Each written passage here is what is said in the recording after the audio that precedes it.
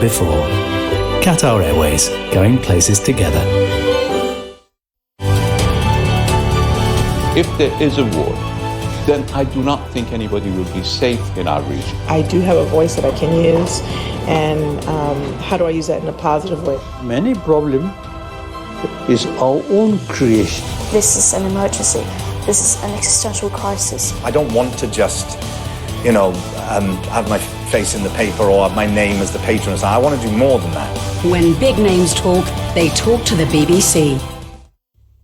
Hello there. Let's head to North America first of all. We've still got a few thundery showers in the desert southwest for another day. We've also got this area of cloud here that's been bringing some heavy rain and some thunderstorms too. That is continuing to push its way through the Great Lakes, heading towards eastern Canada. Ahead of it, a lot of warmth, and that heat is going to be building in the next few days. But towards the northwest, it's getting colder and colder, and that cool weather will push its way down all the way into California by the end of the week. We've got cool and wet weather affecting Rio. Could be a lot of rain and some flooding over the next few days. Warm, dry and sunny for the most part in Argentina. Wetter weather is pushing its way into some eastern parts of Europe, particularly through the Balkans, heading towards Bulgaria and Romania. More wind and rain pushing across the UK into the northwest of Europe. Still dry through much of the Mediterranean and some sunshine. North Africa, the same story. Central Africa, seeing some heavy thundery showers. Cooler in the likes of Mozambique after some rain, but it's hotting up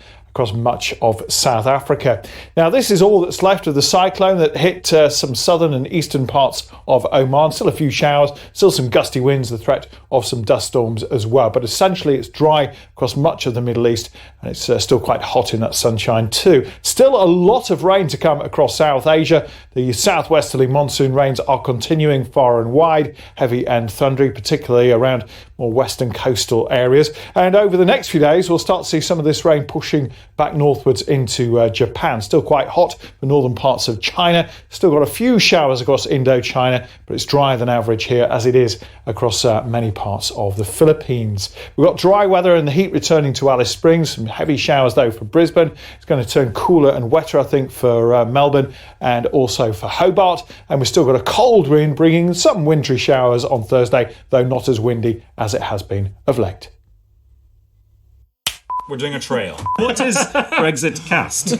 I still don't know. I thought we were just doing a podcast. Yeah, Not anymore. Okay, so what about you say, what's Brexit cast? And I say, well, I'm in Westminster. I say, well, I'm in Brussels. We're pretty good at getting the insider gossip. We'll tell you everything you need to know. I think that would be obvious from that, wouldn't it? Well, should we try one and then see how long it is? Okay. What is Brexit cast then? I was looking at the camera, sorry. Brexit cast on BBC World News.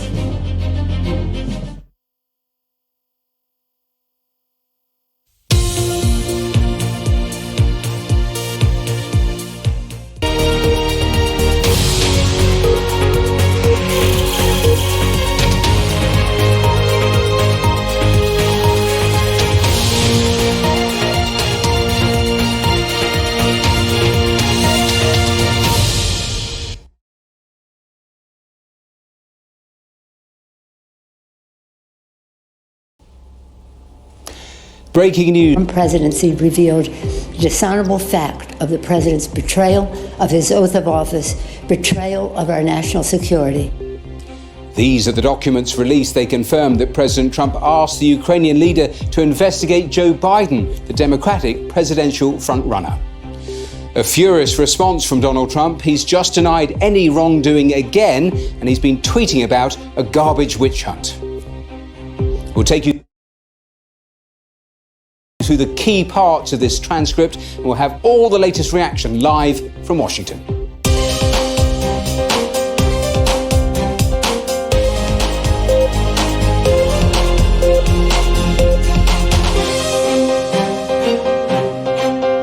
Also on Global, MPs return to Westminster after Tuesday's momentous Supreme Court ruling.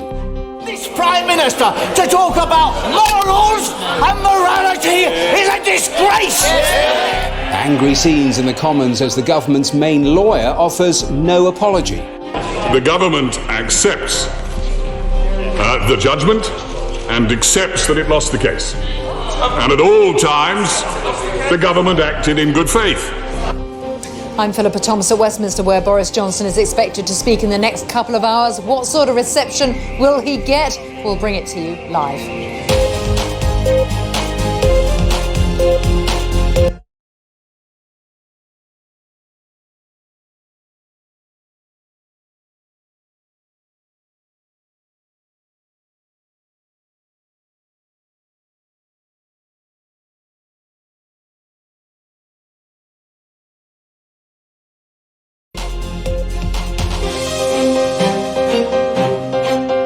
Also on Global, MPs return to Westminster after Tuesday's momentous Supreme Court ruling.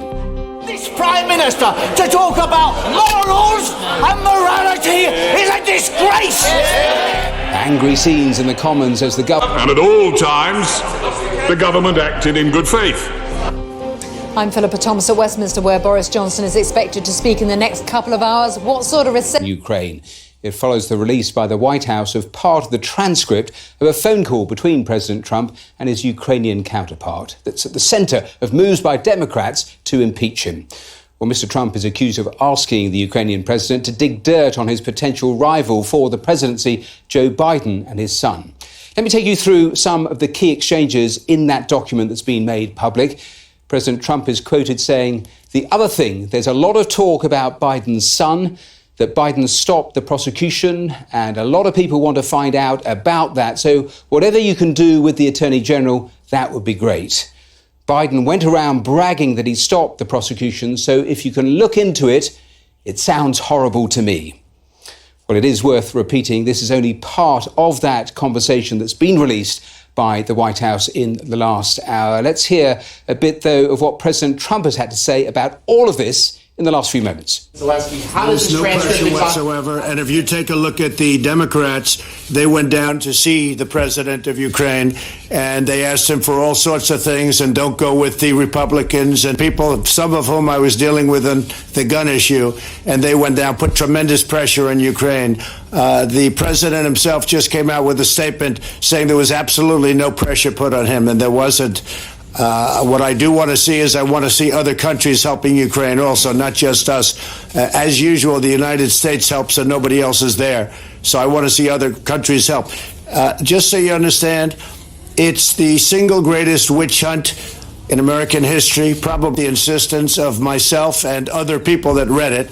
It was a friendly letter. There was no pressure. The way you had that built up, that call, it was going to be the call from hell. It turned out to be a nothing call, other than a lot of people said, "I never knew you could be so nice." So part of the problem you have is you have the fake news. You have a lot of corrupt reporting. You have some very fine reporters and journalists, but you have a lot of corrupt reporters, a lot of corrupt journalists. I would rate you right in there, by the way. Well, that was Donald Trump in the last few moments. Let's go live now to Capitol Hill and our correspondent Gary O'Donoghue. And Gary, your take on the details in these documents released so far? Well, I think the immediate thing is that there is confirmation here of something, in a sense the president confirmed himself, that he did ask the Ukrainian president on a phone call in July to look into allegations of corruption against Joe Biden and his son. So that central fact, which seems to have been the tipping point for the Democrats to launch their impeachment inquiry, does seem to be borne out by this memorandum, this transcript of that call. What hasn't appeared so far in what we've seen is any explicit connection between any military aid paid to Ukraine or withheld from being paid to Ukraine and this request from the president. That's something the Democrats have alleged and has been floating around. That doesn't mean to say it wasn't there, because we know that this military aid was put on hold a couple of weeks before this call. We know that there were other channels. We know that Rudy Giuliani, the president's personal lawyer, was talking to senior Ukrainian officials. There was all sorts of other contacts. So that pressure may not have been applied during this call in that regard, but it may have come elsewhere, and that's something the Democrats will want to look into in their whole impeachment process. But we do have the president asking the Ukrainians to look into the man who could turn out to be his main contender, his main opposition in next year's general election. Justice Department have concluded that's a starting point. As you were saying, Gary, I suspect Congress will try to get the transcripts for the rest of that conversation, because you're right in saying the missing part is any sort of reference to that military aid, which the Democrats have made a lot of. Just make an assessment for us. How dangerous, though, is this moment, finally, where we start impeachment proceedings for the president?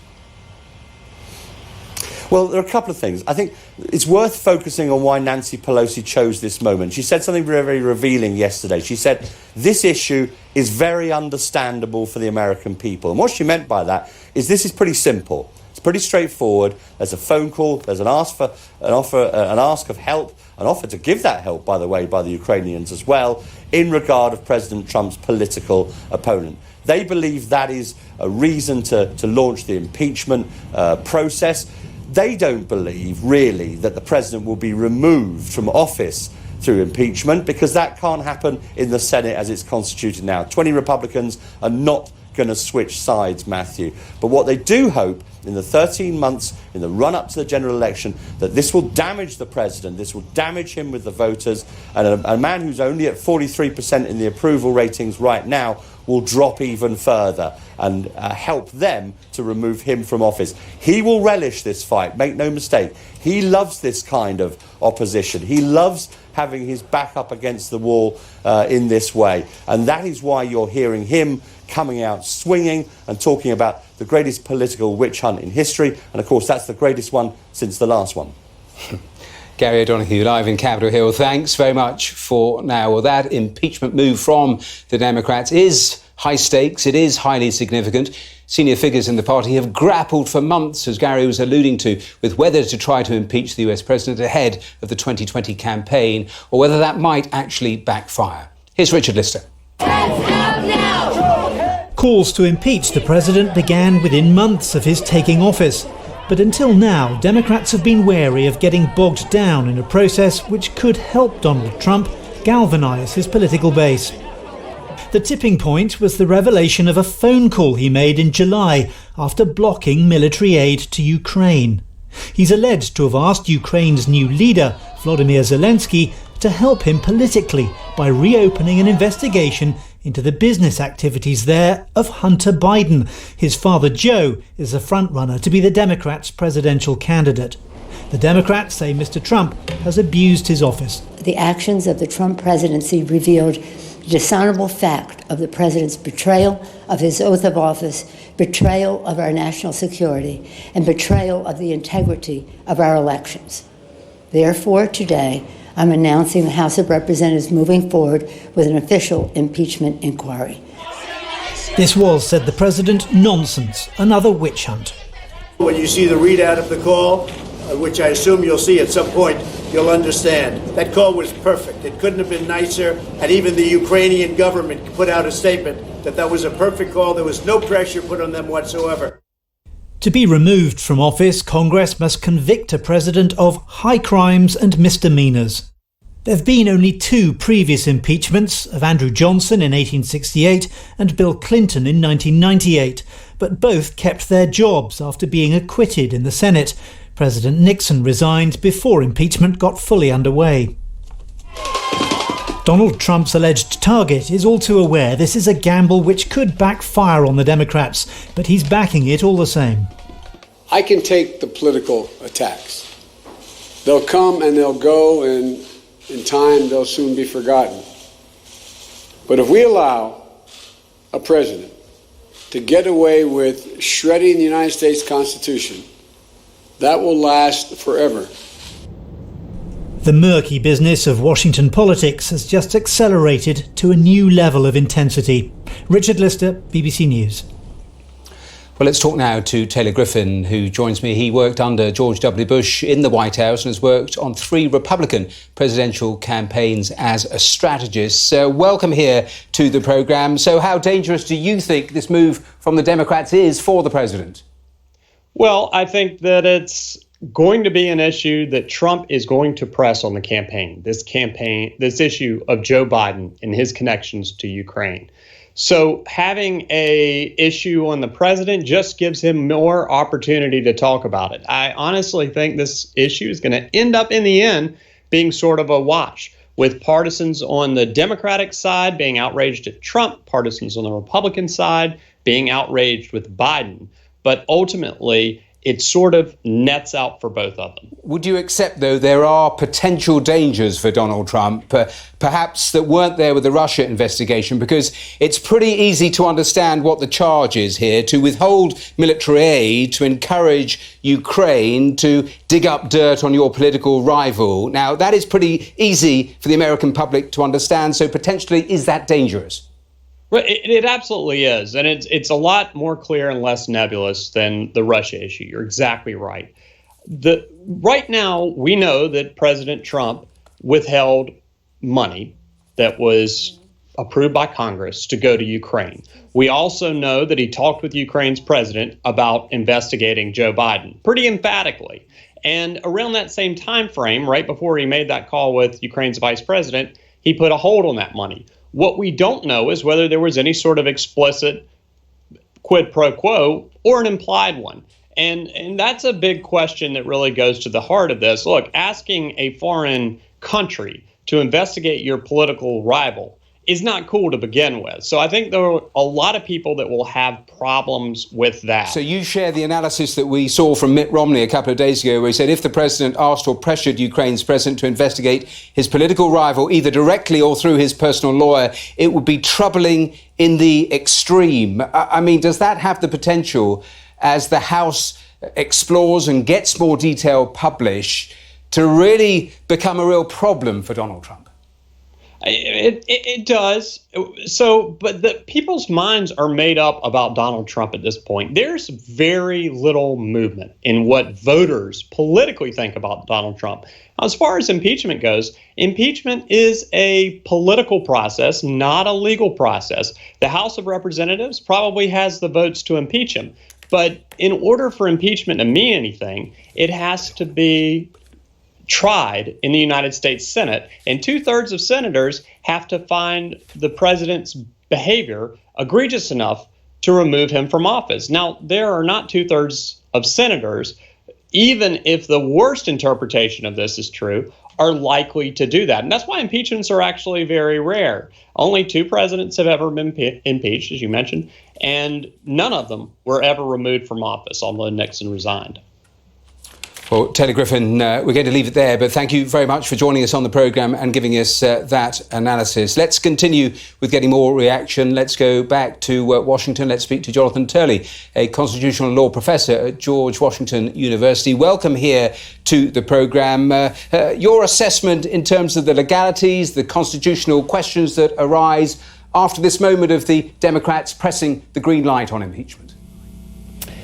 Well, I think the Democrats are still a quid short of a pro quo on this one. You know, the transcript does not contain an express promise, a link between the $400 million in military aid and an investigation of Joe Biden and his son. Now, that doesn't end the matter, but they still need to make that linkage. The transcript helps Trump in some respects and undermines him in others. I mean, he does say on the transcript that he wants to see the European countries pony up to pay more in the Ukraine. That is consistent with his argument publicly that he withheld this money not as pressure for the investigation, but pressure with regard to the Europeans. He also is asking about things that relate not to the Biden investigation, but the Russian hacking investigation. So he asks about a server that is really about an ongoing investigation into the origins of the Russian investigation. But then he gets into very troubling waters when he starts to say, I would really like the favor of your investigating Joe and Hunter Biden. In all of these situations, the detail is the key. Now, we know it is said that later in the week, the whistleblower himself will talk to lawmakers. In terms of getting more information, even the full transcript of this particular call, just give us an idea of what the authorities, the powers they have to subpoena, to call witnesses, to investigate, to interrogate. What is the form here?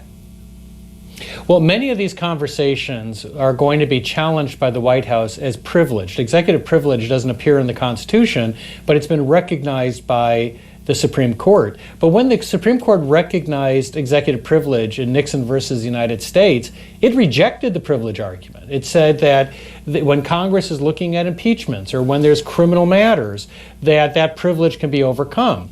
So Congress is in a strong position to demand this evidence. But there's still some skepticism as to whether Speaker Pelosi really is a convert to impeachment. She has been an impediment for 2 years, fighting behind the scenes any real effort at impeachment. So many people were pretty skeptical when she came out yesterday and said, all right, I'm there, let's impeach. This whistleblower is unlikely to move the ball. He apparently heard about the conversation. He didn't hear the conversation.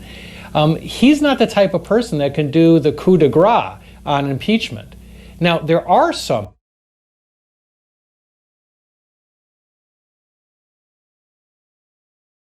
that might fill that role, people around the president. And the name that comes to mind is John Bolton, the national security advisor that Trump just fired and has been beating up on in public. John Bolton would seem to me the first guy I would call if I was at committee. Well, fascinating thoughts. Jonathan Turley, thanks for being there in our Washington studios so quickly after this news emerged. Thanks for joining us on the programme. Do stay with us because in the next 15-20 minutes, we'll find out more about what impeachment actually means and how likely it is to happen to Donald Trump. So plenty more of that, our main story. Now, let's turn from American politics to British politics because the British Prime Minister has returned to Westminster after cutting short his visit to the United Nations after Tuesday's momentous ruling by the UK. The government's senior legal advisor has been repeatedly pressed to apologise as opposition MPs continue to call for the Prime Minister's resignation and talk tactics over Brexit. So let's head straight to Westminster and straight to Philippa Thomas. And Philippa, take us through it. Matthew, thank you very much. Hello from Westminster. It is getting very tense here. Boris Johnson likely to be facing members of Parliament here soon, well, within the next hour or so. And remember, these are MPs he did not want to be sitting here at all. And let's remember, Mr Johnson has now been humiliated by the UK Supreme Court. He has been repeatedly defeated by Parliament, and he is well short of a parliamentary majority. But the tone of his top ministers today is defiant. Here, for example, is the country's top law officer, Attorney General Geoffrey Cox. We now have a wide number of this House setting its face against leaving at all. And when this government draws the only logical inference from that position, which is that it must leave, therefore, without any deal at all, it still sets its face, denying the electorate the chance of having its say in how this matter should be resolved. This Parliament is a dead Parliament. It should no longer sit. It has no moral right to sit on these green benches. And in the last hour, in fact, he's still speaking, the minister in charge of preparing for a no-deal Brexit, Michael Gove, has insisted progress is being made. Those negotiations have seen significant movement over recent weeks. Until recently, the EU has maintained that the withdrawal agreement was sacrosanct. But now they have acknowledged that it can be changed. And up until this point, the European Union have also said that the backstop was inviolable. But again, European leaders have said that they are not emotionally attached to the backstop. And there are other ways of ensuring that we can safeguard the gains of the Good Friday Belfast Agreement and also ensure that smooth trade flows across the island of Ireland. With me is Anne Milton. Anne is one of the 21 Conservative MPs that Boris Johnson expelled from the Parliamentary Conservative Party after rebelling against him in a bid to prevent a no-deal Brexit. And we were just saying, for those outside the Westminster bubble, what does it look like, do you think, for the real world, this spectacle?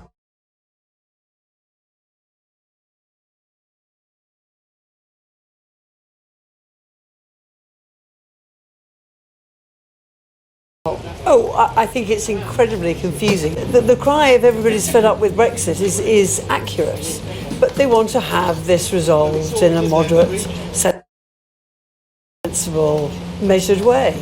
And yet we have the Attorney General, Geoffrey Cox, saying, Parliament is dead, Parliament is morally invalid, and we're getting signals from the government that Boris Johnson is still very fixed on Brexit on the 31st October, deal or no deal. Yeah, I don't think Parliament is dead. I think actually the events of the last week just demonstrate that Parliament is very, very much alive. I think there were 35 urgent questions put in to the Speaker. It might have been more in the end. So that's hardly a dead Parliament. What MPs want is to get this resolved. What I want to see, what a lot of members want to see, is to get a deal that everybody can rally behind. So what I want to see the Prime Minister doing is reaching across the House, having a consensual manner, finding something that everybody can agree to. And from my own point of view, I think that will only come now with a confirmatory referendum. I think a lot of people feel that is essential. Whatever it takes to get this deal through the House of Commons, if necessary, and as I say, I think now we've got to time when we'll have to do that, put it back to the people. This won't be an in-out referendum. It could be the deal, it could be revoke Article 50, it could be no deal, single transferable vote. We need to get this resolved. You're very clear that people have to be asked again. I am very clear. I think they do now. I've always said, I have grave concerns about having a referendum. I mean, they're not a great idea. If I was listening to Ken Clarke the other day saying what a bad idea. He voted against the referendum. But since we're dealing with the result of one referendum... You can't turn the clock back. We have had one. What we can't do is have a repetition of what we did before. So if we got a deal, there are people who want to revoke Article 50, there are people who'd be happy to leave without a deal. I mean, it will be for Parliament to decide what's on that ballot paper along with the Electoral Commission. But something like that, apply single transferable vote, which essentially you mark your preferences. You think there has to be a way to respect the citizens of this country, and that it's got to come with another vote? Exactly. Now, Boris Johnson, of course, for years and years you've been in the same party fighting the same cause as Boris Johnson. If he was here right now, what would you say to him? I would remind him of the fact that he voted against the deal twice. I think he voted for it once. I would say to him, take off that mantle, that big, tough, male attitude. Stop talking in those terms, because actually what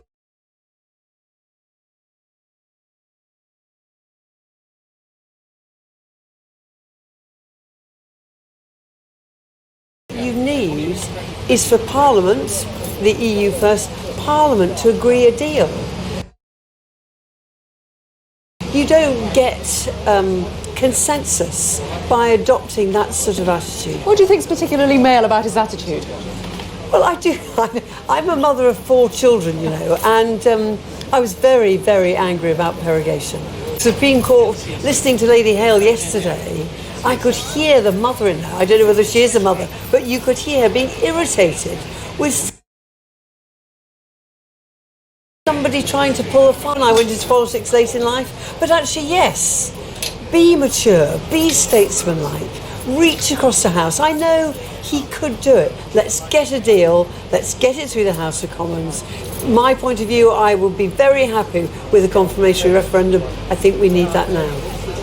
And it's always a pleasure to speak to you. Thank you very much for coming to speak to us on BBC World News today. And we will, of course, Matthew, keep watching the House of Commons for you. We can just show you, I think, the scene right now. I think, in fact, we are still on the ministerial statement about whether the country is ready for Brexit. After this, there's due to be a statement from the Foreign Secretary about Iran policy, and then the Prime Minister's speech, which we will bring to you live when it happens.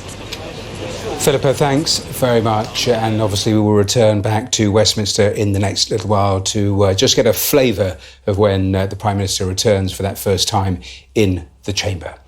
Now, don't forget, you can get much more with me on our main story here, because in the last hour or so, we've had the White House publish those documents, the transcript between Donald Trump and Ukraine's president in terms of that conversation back in July, which, of course, has triggered the Democrats making that move overnight to start impeachment proceedings, because a very significant move from the Democrats. But in the last little while, Donald Trump has been speaking. He'd been tweeting furiously about this since last night. But he said in the last little while on camera that he exerted no pressure whatsoever on Ukraine. So again, denying that there was anything untoward in that conversation that he had with Ukraine's president. These are the documents that the White House have published, and it is part of the transcript. It was a 30-minute call between the two presidents. Now,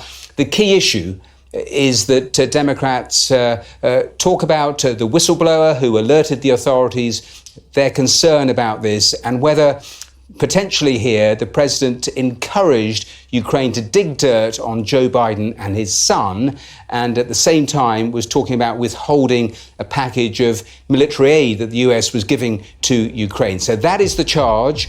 That is what has triggered the Democrats starting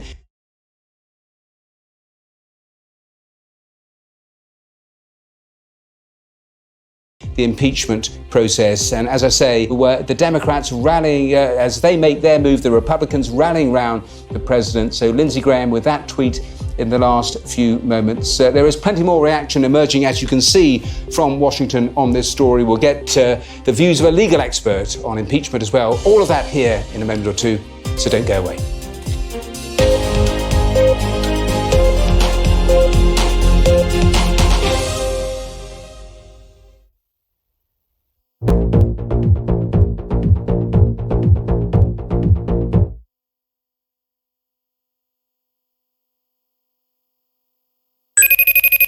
Hey you, sorry you couldn't make it to the Philippines, but it's okay, we haven't been up to much. There's just no escaping the heat. All we do is take showers. We keep getting lost. We can't wait for the day to end. I'm kidding! We're having a blast. The only thing that would make it better is if you were here too. The world needs to know Brazil by Brazil. One of the largest agricultural producers in the world, Brazil feeds 1.2 billion people and uses only 7.8% of its land for farming. Brazil is one of the main exporters of sugarcane, coffee beans, orange juice, soy, beef, and chicken. This is only possible through technology, agricultural research, and incentives for production, which will amount to $53 billion this year. Meet a new Brazil, modern and productive. Meet Brazil by Brazil. I'm Catty Kay in Washington. I'm Christian Fraser in London. Let's start with the European Union, Brexit, Russian interference, Donald Trump's Twitter feed. We'll move on. I think there are going to be a lot of questions now. Yeah. I think it's going to be fascinating to watch. We're nearly out of time. This is a big deal. Beyond 100 Days on BBC World News. This strange-looking machine is designed to extract rocks from the seabed. But some experts warn this could prove incredibly damaging to marine life. So what is the future of deep-sea mining? I'm David Shuckman, and for BBC World News, I'll have a special report. Hello and welcome to Talking Books with me, Kirsty Watt, here at the Edinburgh International Book Festival. With me today is Jing Jing Lee, whose debut novel, How We Disappeared, explores the world of comfort women. That's Talking Books here on BBC World News.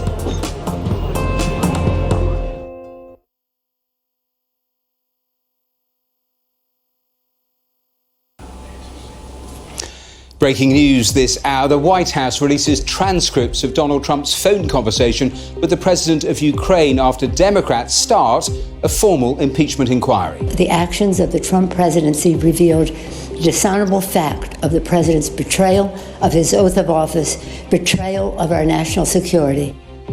These are the documents released today. They confirm that Mr. Trump asked the Ukrainian leader to investigate Joe Biden, the Democratic presidential frontrunner. A furious response from the president and another denial he put any pressure on Ukraine. It's the single greatest witch hunt in American history, probably in history, but in American history, it's a disgraceful thing. Well, we'll take you through some of the options, both for the US president and for the Democrats.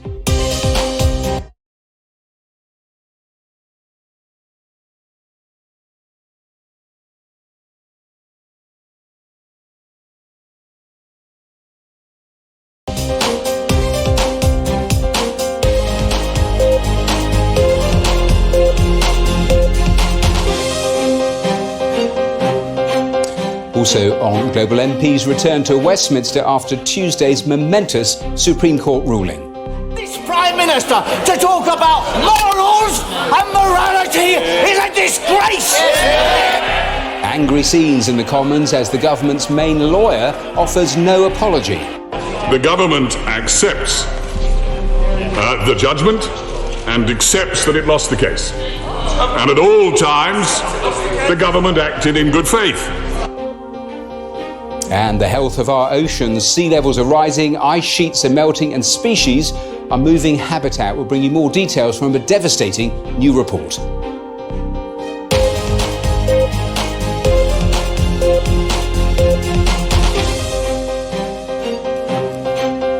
Welcome back to the programme. In the last hour or so, President Trump has said he exerted no pressure whatsoever on Ukraine. It follows the release by the White House of part of the transcript of a phone call between President Trump and his Ukrainian counterpart that's at the centre of moves by Democrats to impeach him.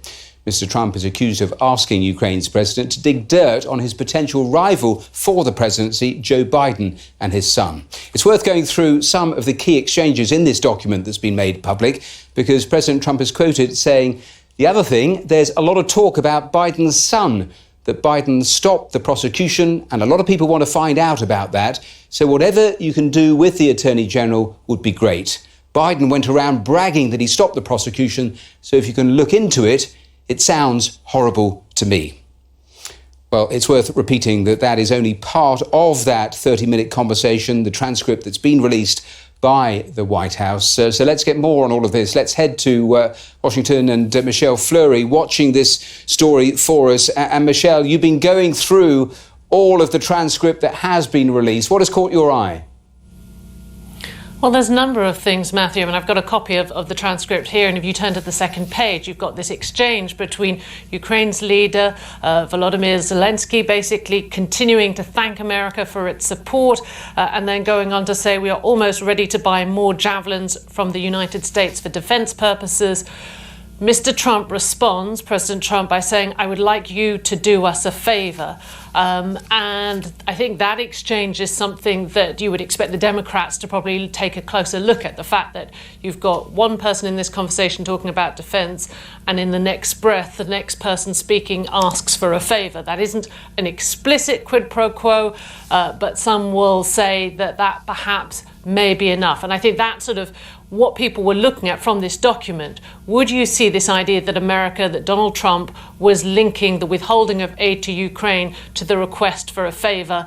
That isn't laid out concretely here in this document. And so already we're seeing Republicans fall along party lines, basically saying there is no ask, there is no quid pro quo going on here. You've got Democrats saying, well, clearly by inference, you can see there is something here. Michelle, thanks very much for that. Michelle, touching on some of the political reaction, it's worth just going back to that, because as you can imagine, there has been already so much reaction to this story since that Democratic move overnight, including this just in from the Republican Senator Lindsey Graham. He has tweeted, wow, impeachment over this. What a nothing non-quid pro quo burger. Democrats have lost their minds when it comes to President Trump. Well, let's go to the other leg of what we've been talking about, because we've been looking at Washington. Let's head to Kiev and our correspondent Jonah Fisher, because Jonah, you've been looking at the documents in terms of the Ukrainian perspective. What have you picked out?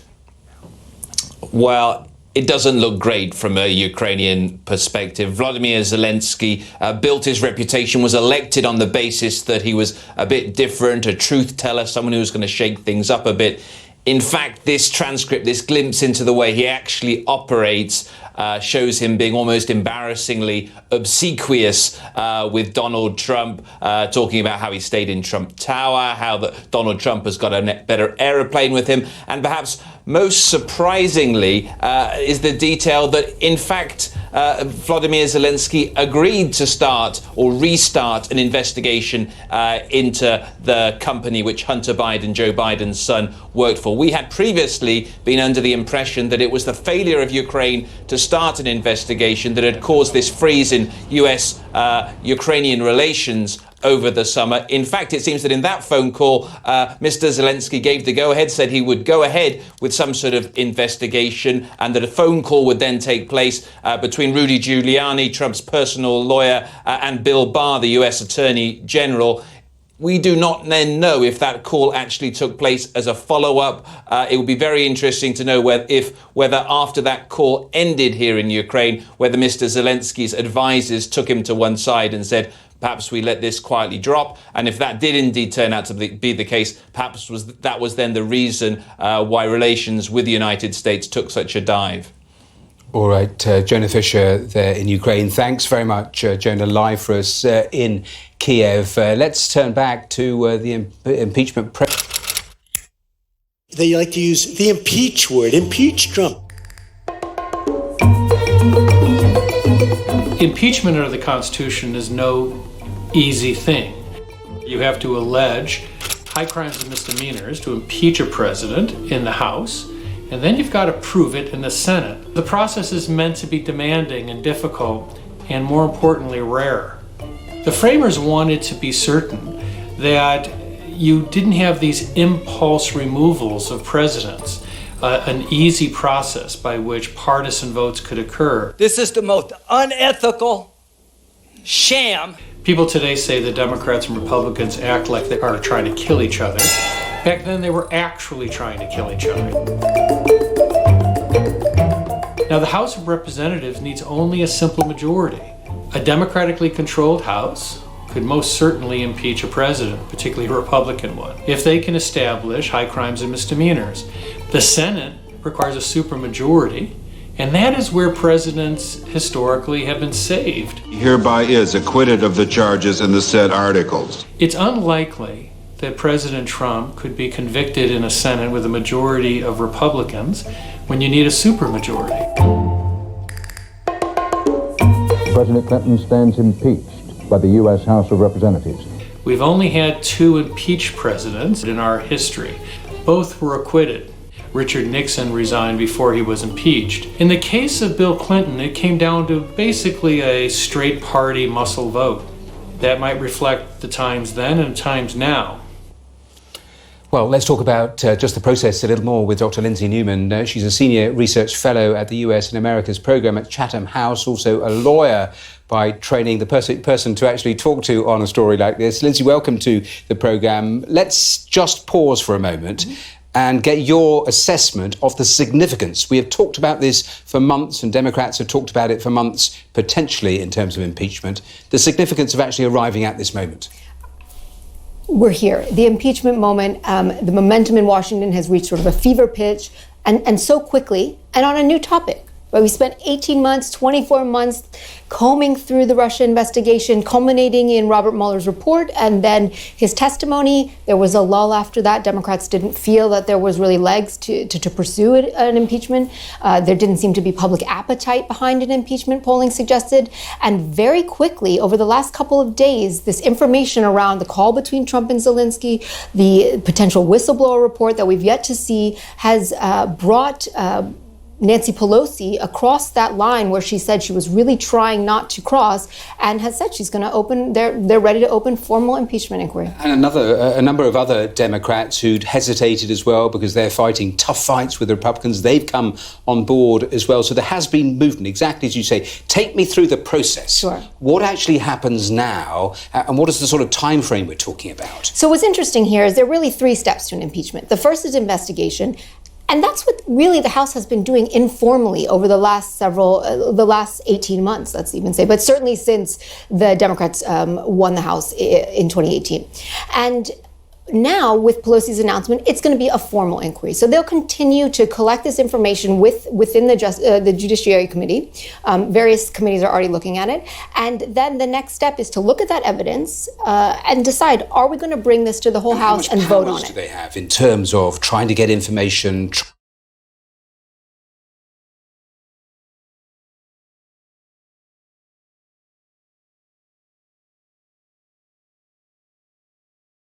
trying to sort of issue subpoenas, trying to get witnesses to come and talk to them? Yeah, absolutely. So now with the formal inquiry launched, there's a lower bar they'll have greater authority to get information that they might not have otherwise received while it was just sort of an informal process. So then it requires, when you move to the vote, it requires a majority in the House, and the Democrats could potentially have that. It's looking much more likely now, as you say, with the moderates moving towards that direction of supporting Pelosi, maybe pushing her to launch this investigation.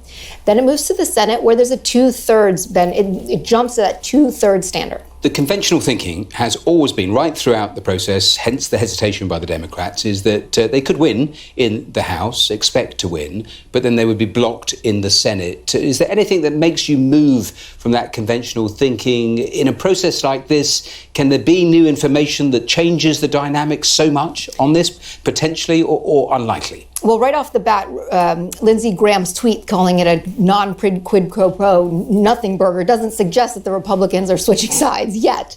But there are very big issues at stake here. We're talking about national security. We're talking about the U.S. Constitution and democracy. And if it moves to the Senate, Republicans, all senators, are going to have to go on record and say, I'm fine with this or I'm not fine with this. And this is going to be a standard that doesn't just apply to President Trump, but will apply to future presidents, this sort of behavior. If they say it's, they're fine with it, then future presidents will also be able to proceed on those understandings. Dr. Lindsay Newman, fascinating talking to you. Thank you so much for coming in and being on the programme with us. Thank you.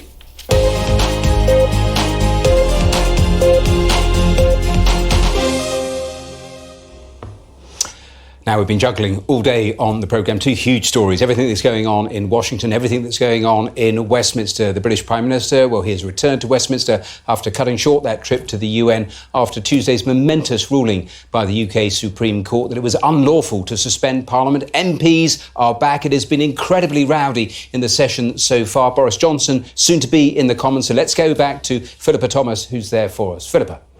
Matthew, thank you. Yes, we are watching 10 Downing Street to see when the Prime Minister leaves for that very short journey to the House of Commons, where he's going to be facing those who basically forced him back to this chamber and got themselves back into Parliament. At the moment, I'm just looking at what's happening in the chamber. There's a statement by Boris Johnson's ally, Michael Gove, about Brexit readiness. He's being asked questions by MPs from all sides about whether the government is ready for a no-deal Brexit. And there you can see he's up on his feet. He has said progress is being made. But yes, everybody here is waiting for the moment when Boris Johnson actually arrives. Let's talk about this day in Westminster and what it means. It was Victoria Hewson. She's a solicitor with Lawyers for Britain. And Victoria, you're a lawyer. The UK's highest court said Parliament must do its duty. They're back. What do you make of what's happening? Well, first of all, I think it's extremely disappointing that the Supreme Court decided the case the way it did. It was actually very surprising to legal commentators and academics that they made that decision essentially by manufacturing a new legal principle in order to be able to review a political decision. However, that's done. We are where we are. Parliament is back. As you say, there's been debates already going on in the House of Commons today. And from my perspective, in fact, it illustrates why prorogation was necessary in the first place, because they're all just shouting and showboating and getting nowhere, as we have seen for the past 3 years. They are, I mean, in the last half hour alone, they've been asking the government minister, Michael Gove, about what will we do about medicines, what will we do about getting food into the country, what about the security on the streets? Those things matter. They matter a lot, but they're not new questions. And frankly, having parliamentarians shouting at each other across the floor of the House about them even more in the next coming weeks isn't going to help with what should be the main focus of attention, which is the negotiations with the EU to try and get a deal.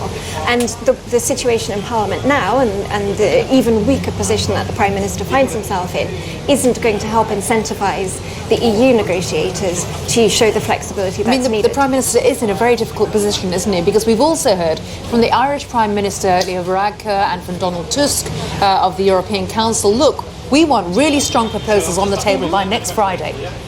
They want strong proposals, but almost more importantly than that, they want confidence that if they do move, that the Prime Minister can get the votes in place to get the deal through Parliament. Because it would be a big waste of their time to show flexibility only for the deal to fall in the UK Parliament anyway.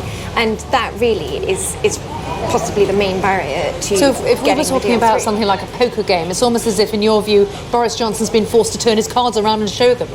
Yes, exactly. Now, arguably, he didn't have particularly strong cards to begin with, but any suggestion that he might be able to alleviate the uncertainty that's been really disadvantageous for the EU side as well as for the British economy by finally breaking the deadlock and getting a deal through as we run up to the last minute on the 31st of October, really that's completely dispersed now, I fear. Victoria Houston, thank you very much for joining us here on BBC World News. From Westminster, from Washington, from all over the world, we'll have much more for you after the break.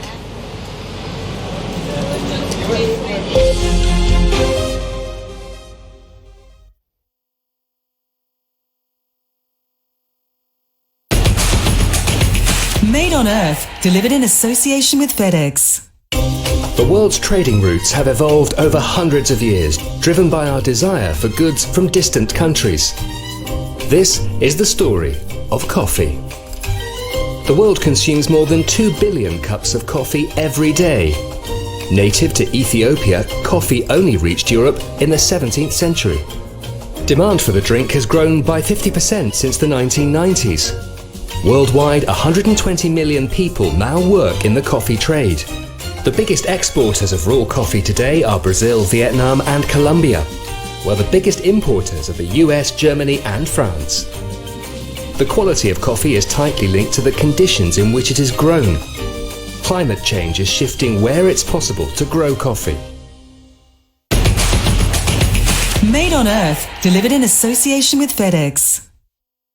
The world needs to know Brazil by Brazil. One of the main oil-producing countries, Brazil dominates the exploration in deep waters and offers a number of opportunities in this field. The country presents the world's biggest infrastructure concession program, with projects amounting to over $50 billion. The goal is to diversify the transportation network, expanding and modernizing railways, waterways, ports, and airports. Meet a new Brazil, full of opportunities. Meet Brazil by Brazil.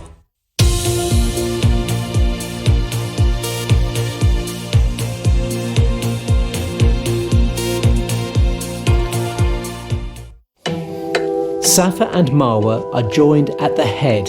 Surgeons in London are aiming to give them a chance of an independent life.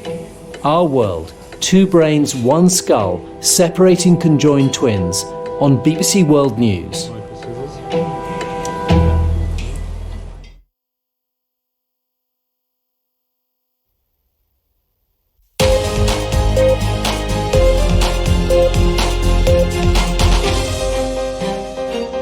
Welcome back to the programme, a busy programme, but let's catch up with what's been happening at the UN General Assembly today in New York. Iran's president has been speaking in the last half an hour. He's ruled out negotiations with the United States as long as sanctions are in place and said he isn't interested in what he called a memento photo with Donald Trump. Let's just have a listen.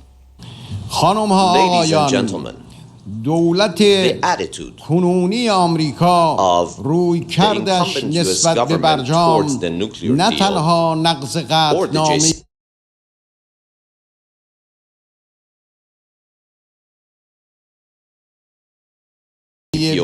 not only violates the provisions of the United Nations Security Council Resolution 2231, but also constitutes a breach of the sovereignty and political and economic independence of all of the world's countries. In spite of the American withdrawal from the JCPOA, and for 1 year, Iran remained fully faithful to all of its nuclear commitments in accordance with the JCPOA. Out of respect for the Security Council resolution, we provided Europe with the opportunity to fulfill its 11 commitments made to compensate for the US withdrawal. However, unfortunately, we only heard beautiful words while witnessing no effective measures. Well, let's go live to the UN headquarters in New York and speak to our correspondent Neda Tawfik. And Neda, there had been hope expressed by Emmanuel Macron that Trump and Rouhani could meet on the fringes of that UN gathering. But when you listen to the speech there from Iran's leader, from Donald Trump over the last couple of days, you can see just the gigantic distance between the two. That's absolutely right, Matthew. And sanctions here remain the sticking point. You heard there the president of Iran, Hassan Rouhani, saying that they have been subjected to merciless economic terrorism. And he's saying that our response to negotiations while sanctions are in place is no. Instead, he said if the United States wanted to move forward, they should rejoin the JCPOA, lift sanctions. And then if they wanted more out of the nuclear deal, which the Trump administration has said they want to look at Iran's missile program and the regional activities, well, then Hassan Rouhani says the United States needs to give more, needs to pay more. And he said a memorial photo op would come only after negotiations were complete. So we've seen so much diplomatic activity here on the sidelines of the UN General Assembly. President Macron urging President Rouhani to take the opportunity to meet with President Trump. He, again, remaining firm that sanctions have to be lifted first. Neda, thanks very much. We're going to take a short break. I'm back with all the latest from Westminster, all the latest from Washington. Let me tell you that Mitt Romney has just been tweeting about that Trump-Ukraine call. He said the summary is deeply troubling. Plenty more on that, which is our main story. We get all the latest reaction, the latest that's come from the White House, from Donald Trump on that controversy that's swirling around Washington with the Democrats starting impeachment. I'm back in a moment. Join me in a bit.